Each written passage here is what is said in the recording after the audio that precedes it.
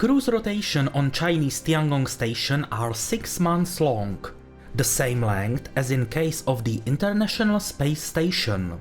Since the Shenzhou 14 spacecraft arrived there in early June, the time for its return had come. We informed you at the end of the 26th episode of Spaceflight News that 2 crews of Chinese astronauts currently in orbit stay together at the Tiangong for about a week. The 2 crews bid farewell, and the Shenzhou 14 spacecraft undocked from the station at 3:01 UTC. Commander Chen Tung and his colleagues Cai Suche and Liu Yang were returning to Earth after a 6-month mission. They were certainly not bored during their stay at the station. Indeed, they experienced docking of both Mengtian and Wentian laboratory modules, but also made 3 spacewalks. In the meantime, they mainly focused on scientific research and educational activities. Astonishingly seen in these shots is Shenzhou 14's re-entry module entering the atmosphere. That's the little bright dot with the fiery trail. To the lower right of it, a larger fireball can be seen disintegrating. That is a discarded spacecraft service module that is no longer needed, so it was left to burn up in the atmosphere.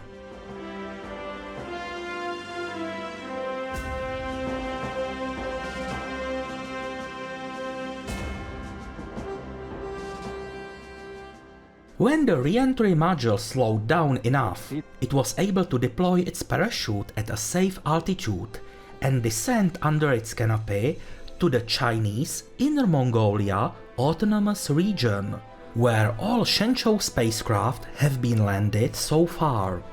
The re-entry module touched down on December 4 at 12:09 UTC. The mission elapsed time of Shenzhou 14 was 182 days, 9 hours and 25 minutes.